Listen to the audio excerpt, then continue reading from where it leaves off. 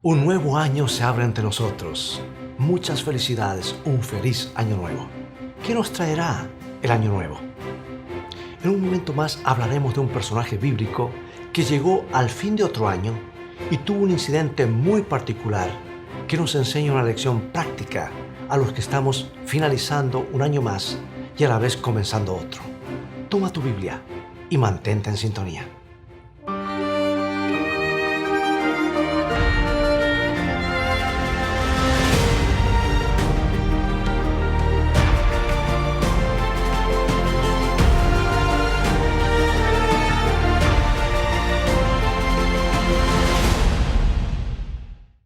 En contraste con el gobierno de Acaz, está el reino próspero de Ezequías.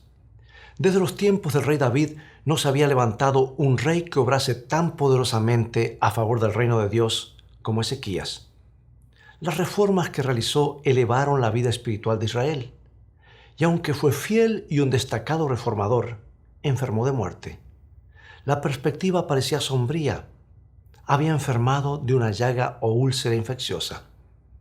El profeta Isaías, comisionado por Dios, entró al palacio para comunicar una noticia muy importante al rey. Y lo leemos esto en Isaías capítulo 38, versículo 1. Jehová dice así: ordena tu casa, porque morirás y no vivirás. En otras palabras, esto es de parte de Dios. ¿Sabes que la tarea de los profetas a lo largo de las Escrituras no siempre era la más agradable? A veces tenían que transmitir buenas noticias, otras veces otras no tan buenas como estas. Sin embargo, siempre debían ser fieles en comunicar exactamente el mensaje de Dios sin modificaciones. Y Ezequías tuvo un privilegio que no todos tienen.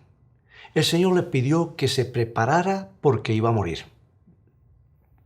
Pregunto, ¿cómo reaccionarías tú si un ángel viniera esta tarde y te dijera lo mismo? ¿Cuál sería tu reacción si te dijeran exactamente lo mismo?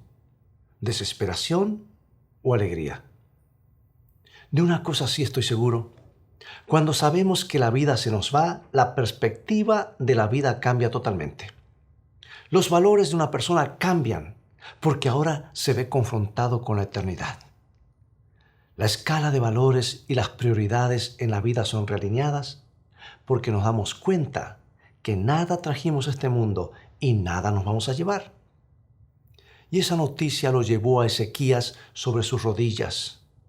Oró y le repasó a Dios toda su vida anterior. Las Escrituras dicen que Ezequías lloró con gran llanto.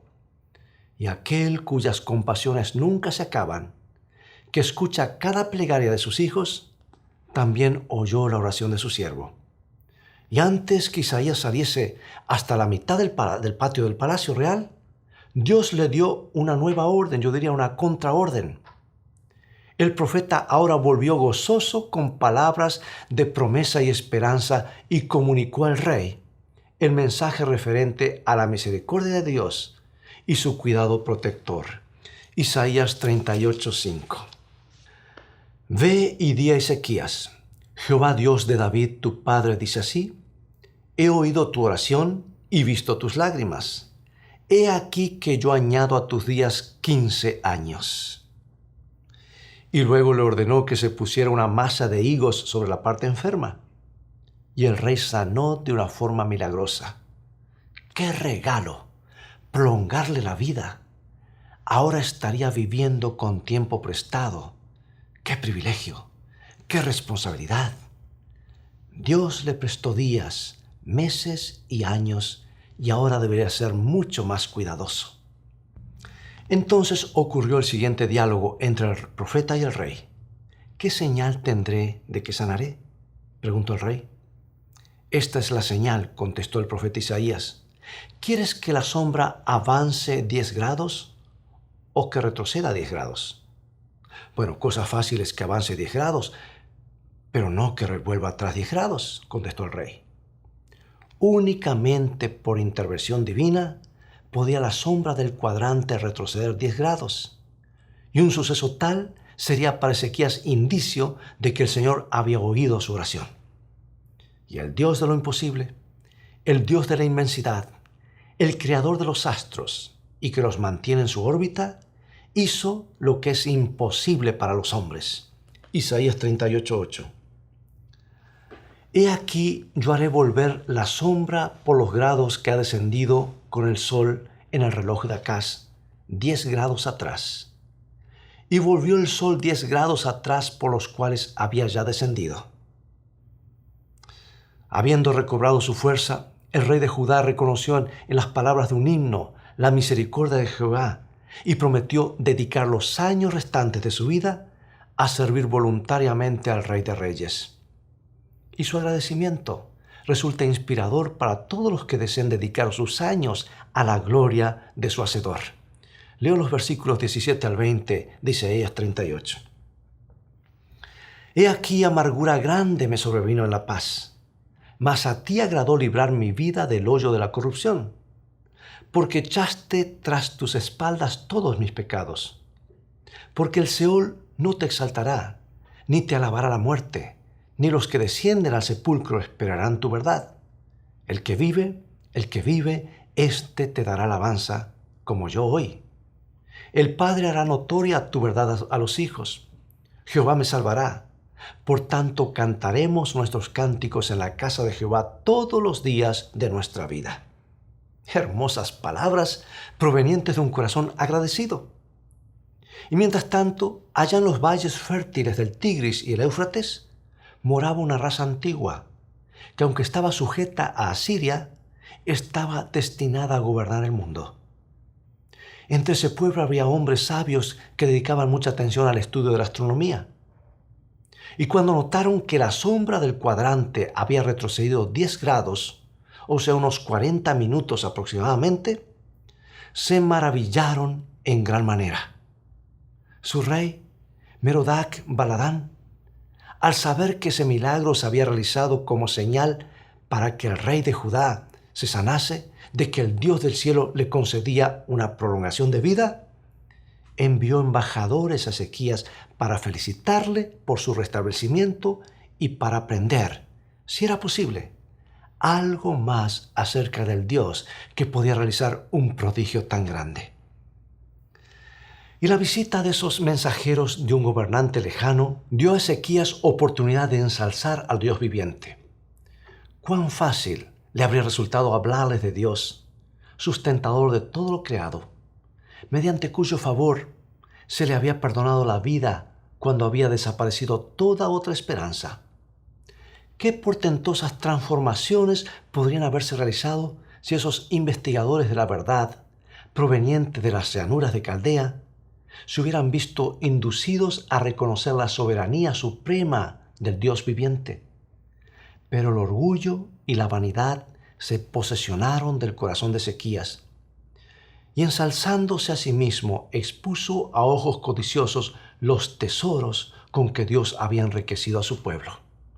Y dice Isaías 39:2, y se regocijó con ellos Ezequías, y les mostró la casa de su tesoro, plata y oro, especias, ungüentos preciosos, toda su casa de armas, y todo lo que se hallaba en sus tesoros. No hubo cosa en su casa y en todos sus dominios que Ezequías no les mostrase. No hizo esto para glorificar a Dios, sino para ensalzarse a la vista de los príncipes extranjeros. No se detuvo a considerar que estos hombres eran representantes de una nación poderosa que no temía ni amaba a Dios, y que era imprudente hacerlos sus confidentes con referencias a las riquezas temporales de la nación. Y la visita de los embajadores a Ezequías estaba destinada a probar su gratitud y devoción. Y el relato en las crónicas de los Reyes nos dice lo siguiente, segundo libro de Crónicas, capítulo 32, versículo 31. Mas en lo referente a los mensajeros de los príncipes de Babilonia, que enviaron a él para saber del prodigio que había acontecido en el país, Dios lo dejó para probarle, para hacer conocer todo lo que estaba en su corazón. Si Ezequías hubiese aprovechado la oportunidad que se le concedía para atestiguar el poder, la bondad y la compasión del Dios de Israel, El informe de los embajadores había sido como una luz a través de las tinieblas. Pero él se engrandeció a sí mismo, más que a Jehová de los ejércitos, tal como dice el relato bíblico en 2 Crónicas 32:25. Ezequías no correspondió al bien que le había sido hecho, sino que se enalteció su corazón y vino la ira contra él y contra Judá y Jerusalén. Cuán desastrosos iban a ser los resultados. Se le reveló a Isaías que al regresar los embajadores llevaban informes relativos a las riquezas que habían visto, y que el rey de Babilonia y sus consejeros harían planes para enriquecer su propio país con los tesoros de Jerusalén. Ezequías había pecado gravemente. Lleno de remordimiento se humilló, y no vino sobre ellos la ira de Dios en sus días. Pero la mala semilla había sido sembrada, y con el tiempo iba a brotar y producir una cosecha de desolación y desgracia. Durante los años que le quedaban por vivir, el rey de Judá iba a disfrutar mucha prosperidad debido a su propósito firme de redimir lo pasado y honrar el nombre del Dios a quien le servía.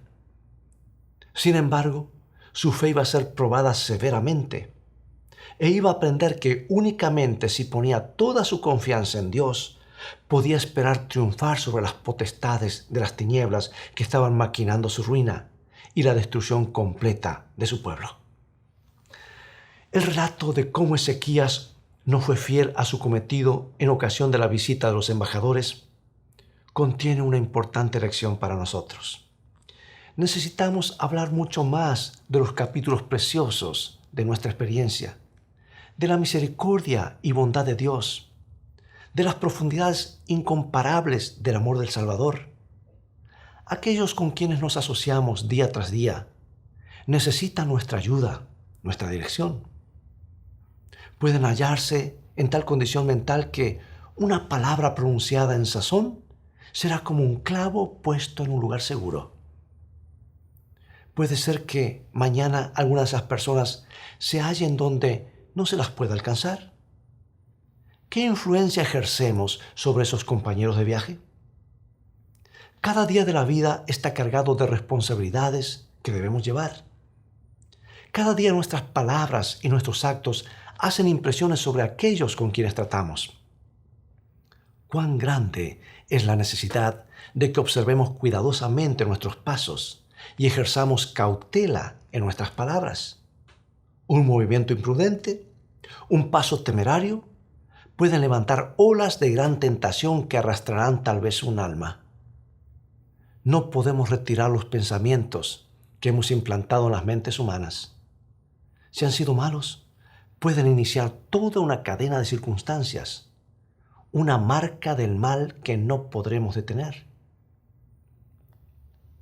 Es más, va a ser como una marea que no se puede detener. Por otro lado, si nuestro ejemplo ayuda a otros a desarrollarse de acuerdo con los buenos principios, les estaremos comunicando poder para hacer el bien, y esta sí será como una marea de bendiciones. A su vez, ejercerán la misma influencia benéfica sobre otros, y así centenares y millares recibirán ayuda de nuestra influencia inconsciente.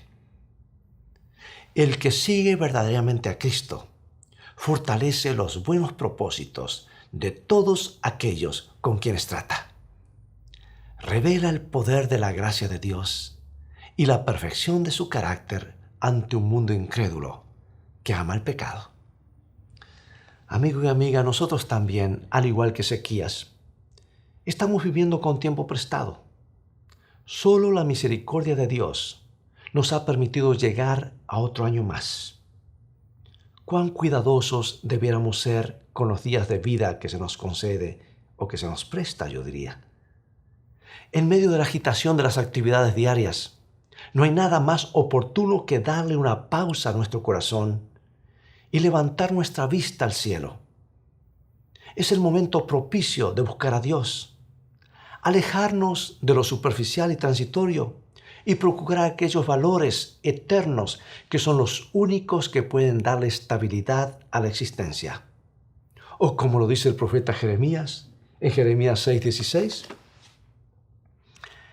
paraos en los caminos y mirad, y preguntad por las sendas antiguas, cuál sea el buen camino, y andad por él, y hallaréis descanso para vuestra alma. Con frecuencia, en nuestro afán por obtener lo que nos proponemos, nos volvemos materialistas y perdemos de vista la perspectiva correcta.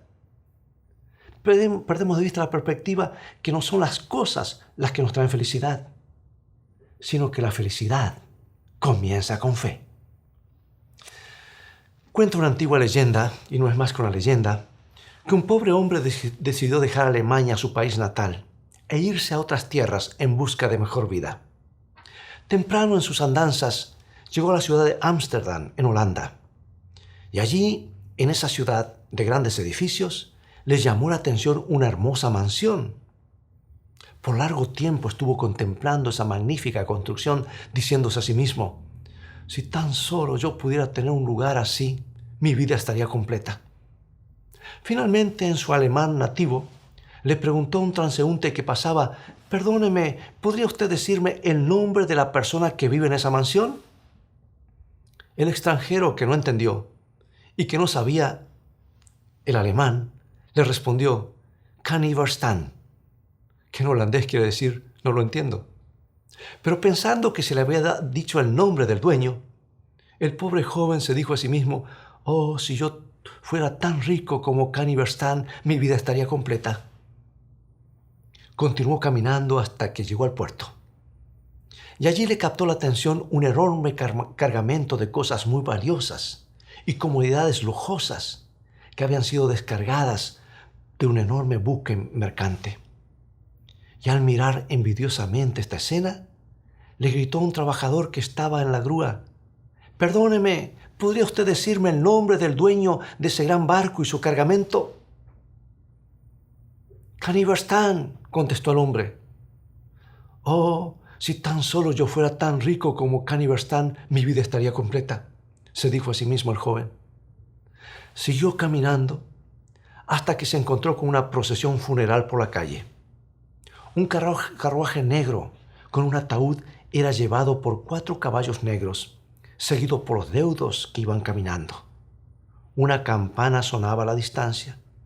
El joven se quitó su sombrero y se mantuvo quieto en actitud de respeto. Pero no pudo resistir tomar el saco, la chaqueta del último deudo y preguntarle pausada y tristemente, ¿Cómo se llama la persona que murió, señor? Kan niet verstaan, respondió el deudo. Lágrimas corrieron por las mejillas del joven. Kan niet verstaan, dijo medio fuerte, ¿de qué te vale ahora toda tu riqueza? Y desde ese momento, cuando era tentado a decir si solamente yo fuera rico en posesiones materiales, mi vida estaría completa, él pensaba en Kan niet verstaan de Ámsterdam, su hermosa mansión, su valioso barco y su pequeña tumba.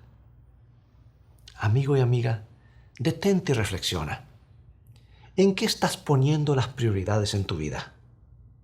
¿En cosas temporales solamente o en cosas de valor eterno? Tú y yo sabemos muy bien que desde el 11 de septiembre, aquel día fatídico, el mundo se ha dado cuenta que la burbuja de seguridad material que nos envuelve puede desvanecerse en pocos minutos. ¿Dónde entonces encontrar seguridad? Jesús habló mucho acerca de esto en el Sermón del Monte.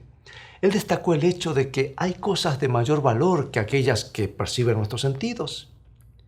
Y ante una multitud preocupada por su sustento y necesidades diarias, no solamente obró el milagro de proveerle comida en forma milagrosa, sino que les prometió lo que encontramos en San Mateo 6. Buscad primeramente el reino de Dios y su justicia, y todas estas cosas os serán añadidas. El camino de Dios y los planes de Dios siempre son los mejores para nosotros. Cada uno de nosotros debiéramos formularnos seriamente la pregunta, Señor, ¿qué quieres que haga? Tienes en tus manos, amigo y amiga, lo que se convertirá en tus 365 nuevas oportunidades, únicas e irrepetibles. 24 horas cada uno de los 365 días en los que entretejerás tus planes y tus realidades, tus alegrías y tus penas, tus días de sol y también los nublados. Abre tu corazón a la influencia del Espíritu Santo. Entrégale tu vida a Jesús. Podrán venir pruebas y sinsabores, reveses y problemas, pero si pones cada día tu confianza en Jesús, te sentirás sostenido por su gracia y misericordia. Un año más que pasa a la historia. Un año más cerca del regreso de Jesús. Que en este nuevo año que el Señor te ofrece se escriban las páginas más gloriosas de su existencia.